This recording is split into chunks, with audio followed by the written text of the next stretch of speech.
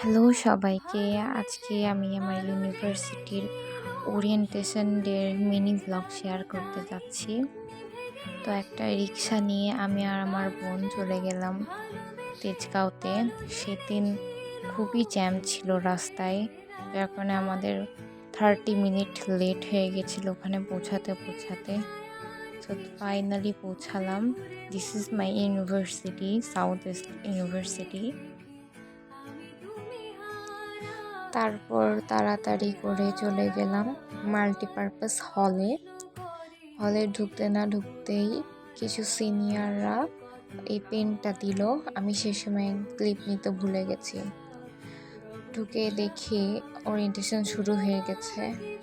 দেরিতে যাওয়ায় আমি একেবারে পেছনের দিকে বসেছিলাম, সামনে থেকে কোনো ক্লিপও নিতে পারিনি। ওরিয়েন্টেশন শেষে সবাই লাইন দিয়ে বের হচ্ছিলাম। বের হতে না হতেই তখন আমাদেরকে স্ন্যাক্স দেওয়া হলো।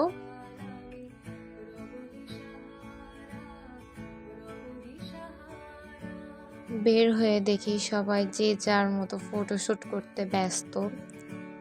আমার পরিচিত কেউ ছিল না যে আমার ছবি তুলে দিতে পারবে, তার জন্য আমি ছবি না তুলে নিচে চলে আসলাম। নিচে আমার বোন আমার জন্য ওয়েট করছিল, তাই ওর সাথে রিক্সায় করে চলে আসলাম। So this was my vlog. See you next video. Bye bye.